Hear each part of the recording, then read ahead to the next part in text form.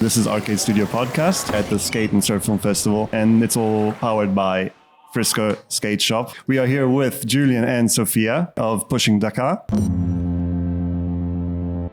Welcome. Welcome. Thanks for having us. I'm really happy to have you guys here because I'm really interested in this project. So you guys went and filmed in Bangladesh, is that correct? Yes, exactly. Beginning of this year, I spent a month there. And filmed a documentary. Fantastic. And just run us through how that came about. I'm working in marketing agencies for the past few years. And beginning of COVID, I was kind of tired of working for commercial brands and I wanted to do something good. And so I started Googling and researching on skate NGOs because I skate. And then I came across the website of BSKA and I was like, it doesn't really look too trustworthy, to be honest. It's like one of those spam websites. Yeah, so I got into it and looked up the project and it was super interesting. So I messaged Susie and I was like, if you need any help with live marketing or design or whatsoever, I can help you out. And that's how it started. And ever since I've been doing some of their branding and some campaigning and stuff like that. And then beginning of this year, I really wanted to go there myself and meet Susie, meet the kids. And that's how it happened, basically. Awesome. That's wicked. No, because you don't really imagine, the South Asia as like a skating spot, because when you see pictures of the place, they don't really have roads even, so it's like, where are they skating? And they don't even have shoes. Most exactly. Yeah. No shoes, no roads, lots of people everywhere. Yeah. So I actually have known very little about the project. Yeah, me too. Yeah. But I was discovering now how there was a collaboration. So how are you involved in the project, Julian? I'm a filmmaker from trade, and we did a lot of filming on holidays the last few months before she went to Bangladesh, and it was it's a waste to go there and not get some footage. In the beginning, we were thinking about doing some social media stuff and whatever, because all the material from there is mostly shit. Yeah. And then we thought, it would be cool to have some stuff, and it kind of got more and more from there. And we bought her a little camera and a little Rode mic. Got there, collected a lot of footage, and then we edited that thing down pretty fast, I think. Oh yeah, how long was the process from when you started doing the shots to the edit? I think the part that took the longest was looking through all the material, because it was a lot. But I think it was 2 weeks or something till we had an edit. It was really fast. Oh, wow. And we also wanted to have the film ready for here, because we really wanted to go to this festival. Fantastic. And we kind of finished the sound mixing last week or something. That's great, deadlines. That's a recurring theme in our podcast, how deadlines push creativity as much as they can, because without them, you really don't get anything done. Definitely. Yeah, we need them. We need them. But so basically you had the brief to just go out and shoot. Basically, you had some people that you knew had to shoot? Not even that, to be honest, because it's a really small NGO. So there's basically Susie, the founder, and then there's a few people working from Bangladesh, working there on and off though. And I didn't know anyone really. I've been just having some calls with Susie before. So I flew there, and then when I met people there, I was like, it would be interesting to talk to you probably, and it would be interesting to talk to you. And also it was pretty hard because I couldn't talk to the people because they didn't speak English. So I could only ask the questions to Susie, and then she would ask them. And only when we had the translations, we knew what they actually said during the interviews. Oh wow! So during the interview, you didn't know how you had to figure out how to keep it going without knowing what was happening. Yeah, okay, exactly. That's pretty crazy. Well, it's more or less what we do. Yeah, exactly. It's amazing. It's still crazy how good the answers are, even if we did not understand it at first. So. Yeah, and that you have. By now that you have this storyline that I didn't know we had when I was filming it, because there was no story at first. So basically, the whole vibe of the documentary is basically through a person who's never experienced that before. Yeah. So it's for someone who is watching it as well. It must be basically their eyes. Yeah, pretty much. So it's pretty. It's pretty covering it as that's cool. It's very organic like that. It's super organic. And then how did you get into, just to go into a bit of the background of you guys? So I'm going to keep on bouncing it back and forth. So you said you had a feature film in Germany? Yeah. I had a lot of short films, all fiction before, and I made a feature film that was released in Spain 2020, and because of COVID, was bouncing around a lot on festivals. I wasn't there in person, and then it came out this year in Germany, and but I mostly work in post-production now. But we started to do a little bit more like documentary style stuff on traveling, and I think it was a great opportunity to have such material, the chance to get that stuff. And what was like one of the most like interesting or like unexpected responses? Like what you said, you got the translation back afterwards, so it was like okay. And what was one of the most like unexpected replies that you got from one of the interviews? I think for me, it was not a specific answer. It was just the way the kids talk about situations that for us, they're not normal at all, like prostitution, drug trafficking, all these things. And they talk about it like, I went to the supermarket this morning and bought a Coke. Like it's so normalized there. And I think that was what shocked me, how okay they are with it, because they don't know better. Yeah. I think that's also what kind of moves me still when I watch the movie, that you see the children talk about more mundane stuff. For them, mundane, but for us, it's crazy. I mean, I can't even imagine how it is there. I mean, I've seen all the material, I heard you talk about it, but I think it does not even come close to how crazy that country is. And when you say kids, how old are we talking about? 3 to 18. But like really young, and like really young, being prostituted, or like being crippled by their parents to like be better in making money in the streets and being stuff. drug addicted.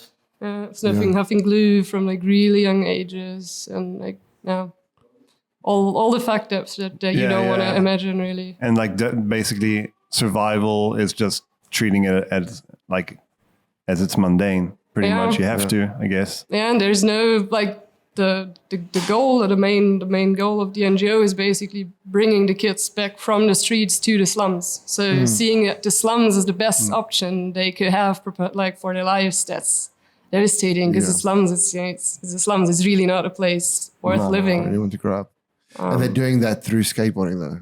Yeah, so they try to get the kids through skateboarding, but then also giving them food, giving them shelter, giving them some kind of a safe space, family space. And because the kids all grew up in like those situations of poverty, they're not all aggressive, but they grew up in the streets. Yeah. They're not polite or anything. They need to do to like survive. And to get by. And I think there's also just to re-socialize them a little bit and show them how important family could be, and like friendships. And it's funny because like when you think about it, like a lot of in the West, like a lot of people go into skateboarding to get into drugs and to get like into like a rebellious attitude. And then like in places like we were talking about, even like Surf Ghana. Yeah. And in Uganda, they have like all these projects, and like South Africa, they have some projects, but it's totally the opposite. It's like how to get out of drugs and how to like become responsible and like how to like use it. I think it's a happy medium, because we're too like clean and polished and everything. We need to get a little bit dirty. And so the skate and the, let's say, alternative sports scene is more like it's in the middle between the two things. So it's maybe, we look at it like, holy shit, that's weird, but they're like, it's really like much better than what we're actually doing here. Yeah. But it brings community. It teaches skills, because, I mean, how many skateboarders end up like creating things, not necessarily film or whatever, because maybe you don't do that in Bangladesh, but you need a camera, you need something, but you learn to focus your skills on something. And like finding spots, for example, as you said, because like it's really not a place to go skateboarding. Like there's not even concrete anywhere. So it's insane. So you started skateboarding, then you got into filmography, or No, I really literally got into filmography when I was in Bangladesh. I think. Okay. It was like super new. I basically learned using the camera while I was there. So.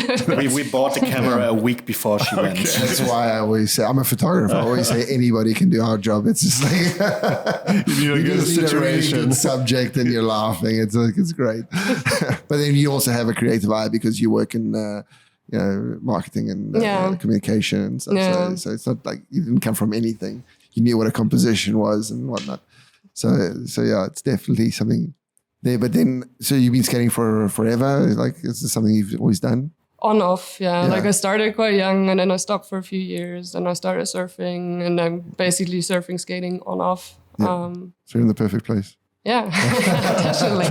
So where are you balanced towards, like skateboarding or surfing in this moment? With the summer, maybe it's surfing, but yeah, we just moved down the coast of Spain, so right now it's surfing because we can finally surf. Yeah, exactly. Also, there are not that many places in Spain to skate, actually.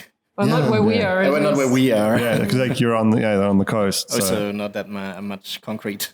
Yeah, where are you in like Jerez, that area there? Andalusia. Andalusia. Okay, cool. Right. And do you do something like board sport related or? Well, I'm a really, really amateur skater, I think. Yeah. So I did a little bit of that, a little bit of bow skating last year, which was nice, but then we did not find a bowl ever again. Also a bit of surfing, but I was mostly not a sporty kid. Yeah. So this is all new for me, but I love it. But what do you do like on the side? What's your hobby on the side? I think I always was a filmmaker. Like that's my hobby and my profession in some kind of way. So you were just like, as a kid, you were already doing like little movies and stuff. Starting with stop motion with the, I don't know, my Legos and going to like the home camcorder and whatever, everything. Please tell me you still have those videos. Like, I have a lot of them. Yeah, you save everything. That's a documentary in itself. Like maybe. That was sick. Yeah, I think like, because obviously I'm guessing you're from like around 80s, 80. 92. 92. Okay, come on. I'm sorry. That was like, I was putting myself and like, so you had access to those kind of cameras, like play, stop, rec. Yeah. Still mini DV and stuff. So the digital stuff came later. Save everything. Because like, that's going to be like something down the line, especially you're from the 90s. You have your stuff from when you were doing stuff. I don't have all the stuff. Yeah. No. I wish I did. Like everything, because we were born and raised in South Africa, and so like all the stuff that I have, like my skate footage from there, I wish I had it. I don't have it anymore. So you can see how shit you were. Yeah, exactly. But I think it's totally important to bring it back. The democratization of the medium. So, for example, that Sophia can pick up a camera and go to Bangladesh and make a documentary, even with good sound. That wasn't thinkable of in like the early 2000s or whatever. So that's great. I mean, there is so much opportunity, and I think for like also the skate scene and stuff to just go out and do stuff that wasn't always possible. And it brings out the stories like this one that, would not have been seen otherwise. No, definitely. Yeah, I was surprised how good the results were, to be honest. Like, I thought we could maybe make a 30-second promo clip, like kind of, and not a full documentary. Like, it's cool. But, and then, like, how long were you there for? 5 weeks. 5 weeks is a long time, because you could really get into it then after. It took me some time though to really get into it and to like kind of build up trust. Of course, it's not possible in a month, but those kids with those kids, it's really easy actually to build up trust because they've got no one else giving them any kind of. So they're like super interested. They actually opened up easily. Yeah, definitely. But which could have been really difficult actually, because like if you were talking about how everything is, they're like street kids, so like a trust issue might be very difficult to get through. Definitely, and still. Like looking back at it, I'm a bit sad that sometimes there's situations where I thought I would have liked to film it because it's just I think it's important that people see it, but it's also it's rough and like especially for me not being used to like filming stuff. I don't want to like there's someone laying in the streets. Stick a camera in their face. Exactly. Yeah. And also now looking at the film, I'm still kind of happy that it tells a story of hope rather than just the sad side of it. Yeah, because I mean that's also a lot of the times. Like you don't have to really show. You can like if you can kind of there's like a human way of understanding, okay, that's like quite a crazy situation. So it's like, and especially now where everything, like in movies, like everything gets extremely exaggerated, and it's like they can do pretty much everything with CGI or if like just for shock value. When you see a movie or a series or a documentary that doesn't show you everything and they kind of allude to it, it actually hits home, like especially like now. I think you also sometimes see it in their faces. So there's like a part in the documentary where Susie is talking about how the children are prostituted and what they face there. And you look in her face, and she's a strong woman, but you see that there is something broken. Desperation. Is Susie? She's not from Bangladesh. She's German. She's from the States actually. From the States, yeah, okay. but she's like living in Bangladesh on off on tourist visas because it's really hard. Like it's really hard to get a visa there. But yeah, she's like living part-time there, part-time LA. Yeah. And what exactly are they, I mean, how are they using skate? Seeing as there are no spots, I don't think there are any skate parks. There is actually. Yeah, There's one together with Wonders Around the World. They built one in Dhaka, in the outskirts of Dhaka. That's the first. They're planning on building 10 more with UNICEF at the moment, but let's see. And there's a few street spots, let's say. Some streets. Yeah, you gotta be really creative there. And there's a little bit of a scene building up slowly, and there's a few kids who are also good, like getting better and getting really good and watching skate clips all day. So it's really interesting because I think 10 years ago, Susie was probably one of the first people actually bringing a skateboard there, and it's a sport that is not really well known there. Yeah, absolutely. Cool. And then you unlock potential because there's a lot of people. I mean, that's one of those things that, I don't know, there was a scientist that was talking about how, you know, if you have 3 billion people between Africa and Asia and you can unlock the potential of mathematics, whatever, skateboarding, filmmaking, anything, the world will only be a better place if everybody's working on the problems rather than just like 1 billion people working on it. So it's like the importance of bringing up these countries that with any means necessary, even if it doesn't seem like a lot, but just giving them a stable house for 3 months, even, you know, it's already like something that for a kid will live in their mind forever, you know, and also like the relationship that they build with other people. So like, if nothing else, that's the most important thing that can come out of a project like this. It's rad. It's a lot of work, it's a lot of sacrifice, I'm guessing. So. Yeah, but I think for the kids also it's important because it gives them some kind of goal. Like they want to be a pro skater.